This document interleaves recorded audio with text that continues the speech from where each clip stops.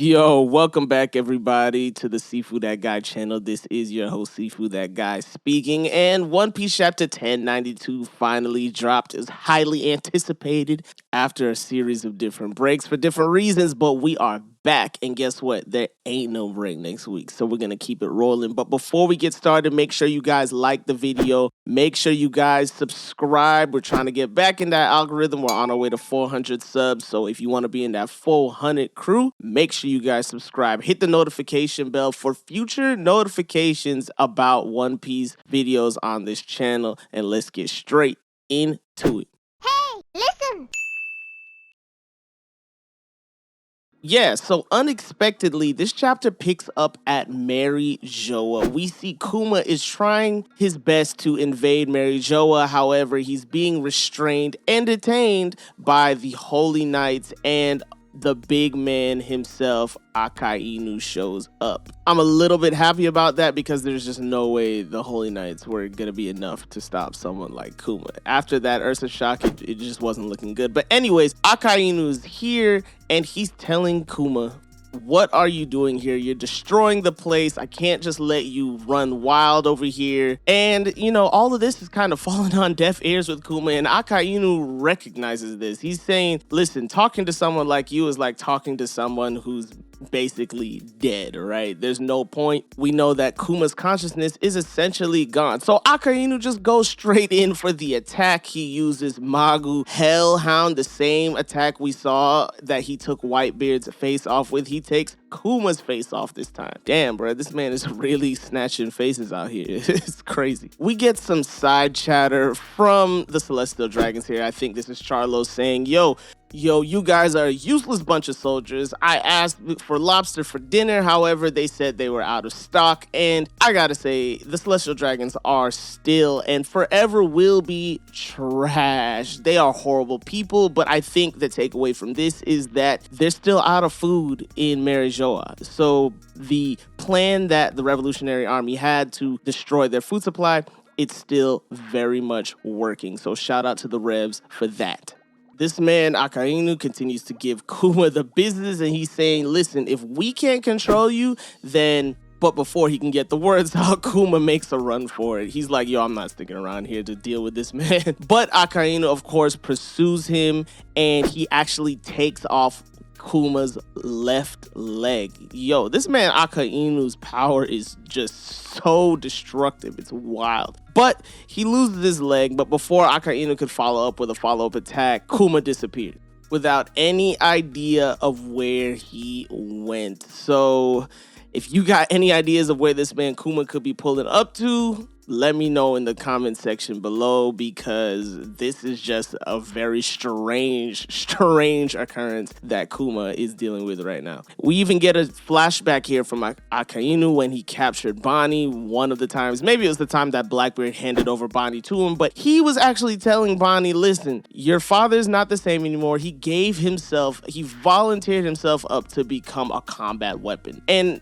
you know, Bonnie denies this. She's saying, my father would never voluntarily leave me alone. And this kind of just further shows us that Akainu, he's kind of garbage. He really loves getting into pirate heads and basically explaining to them why, I don't know, they're terrible, but he's really the terrible one here. Anyway, we cut from one chaotic event to another because on Egghead Island, the Pacifista have now received the command from Kizaru to attack the Sea Beast weapons, and they're doing a good job. The Sea Beast weapons are falling out left and right, and they are no match for the Pacifista. This gave the Marines enough of an opening to actually make landfall at Egghead Island and occupy the Fabrial phase. So the Marines are here. All the Vice Admirals, all the CPA agents, they're here and they're ready to go. And from here we cut to Luffy doing battle with Kizaru in Gear 4th. And I'm hyped about this because even though we know that Gear 4th will not be enough to beat Kizaru, it is enough to spar. I spoke about this in my chapter prediction with Luffy with the pull-up. Make sure you guys go ahead and check that out. The link will definitely be in the description because that video was fire. But I was hoping for this because I don't want to just see Luffy just go Gear 5th and demolish Kizaru. I'm not even sure if Gear 5th could demolish Kizaru, but I want to see him go round for round with Kizaru for a little bit. So this is a good thing. We see them going punch for punch, and Kizaru continues with his trolling. He says, "You're pretty formidable, bro. But why does a pirate like you want to protect Vegapunk?" And of course, Luffy's asking a similar question, and why does a marine like you want to kill Vegapunk? All great questions as the punches from Gear 4th come flying in, and Kizaru is blocking them with armament hockey with ease. And Kizaru is a little perturbed here. He says, "Kill him." He flies like it has to be like at least a mile or so away. Luffy can barely see him. He's like, yo, he's out there. And Kizaru responds here. He says, "Obviously, I don't want to kill him, but that's a part of the mission. I've known Vegapunk a long time, so please don't get in my way." Kizaru dashes straight for Luffy at light speed. He says acceleration is power. And with a light speed kick, he kicks Luffy through the midriff of the Vega Force 1. And this is where the panic sort of sets in because the Sunny is like flying all over the place. Luffy went flying. This was Vegapunk's one of his prized possessions. He was really proud of the Vega Force 1, but now it's in half. And directly after that, I guess they hear sizzling or ticking, and Lilith's like, yo, guys, you gotta get out of here. Right after that, it explodes. Frankie, Lilith, Bonnie, they barely get out of there in time. And bro, this man Kizaru, he is efficient, bro. I gotta give it to him. I always had respect for him, but this man is just super duper efficient. Anyways, he appears in front of Bonnie here, and he's telling Bonnie, listen, you've grown so much. You guys grow up so fast, but don't you still have a grudge against Vegapunk? Isn't that weird? Weren't you gonna kill him? And Bonnie responds by saying, well, let's just say that my target has changed. And she actually attacks Kizaru here, but he dodges it with ease, and he's telling her, listen, I really don't want to continue to hurt people that I know on this mission. It's already hard enough as it is. And with one kick, he sends Bonnie flying into what it seems like to be the Frontier Dome. So she might have actually taken some real damage if those lasers aren't deactivated yet. Frankie, realizing this, is kind of pissed off, and he decides to send a radical beam at Kizaru. I'm not sure what he thinks a radical beam is going to do, because that's basically what Kizaru is made out of. But anyways, before he could even attack, this man Kizaru disappears. And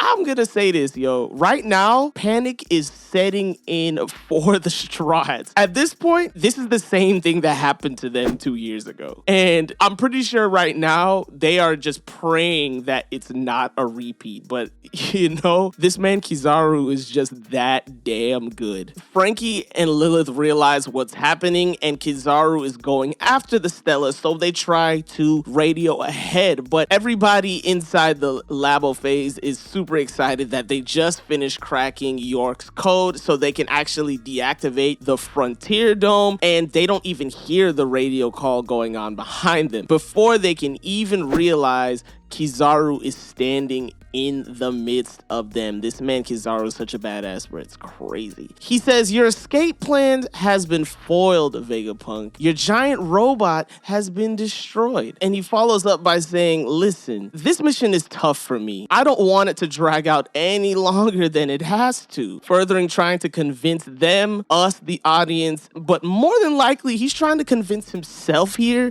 that he actually cares about Vegapunk, Sentomaru, and he doesn't want to cause all this destruction, but it's just his job. They don't believe you, we don't believe you, bro. You are a troll. This man Kizaru is standing in the middle of a bunch of pirates looking like a badass, and he's not even bothered at all. But before he could even do anything, the roof caves in to a giant size Gear 5th Luffy, and he grabs Kizaru. He says, yo, what you did to me, you kicked me into that Frontier Dome, and that junk was hot lot, and I thought it would almost kill me. Yo, this man Luffy is just absolutely insane, I swear to God. Kizaru is actually looking a little bit puzzled, but he expected this. He says, it finally appeared. So this is the rumored. Now, I don't know if he got his information from the Gorosei or he got his information from Rob Lucci, probably both, to be honest, but he was expecting this form of Luffy. So I'm interested to see what he's gonna do next chapter. But from here, we see the giant ancient warrior robot hears what sounds to be like the drums of liberation from Gear 5, and he actually starts to mobilize. His eyes start to glow, and he is waking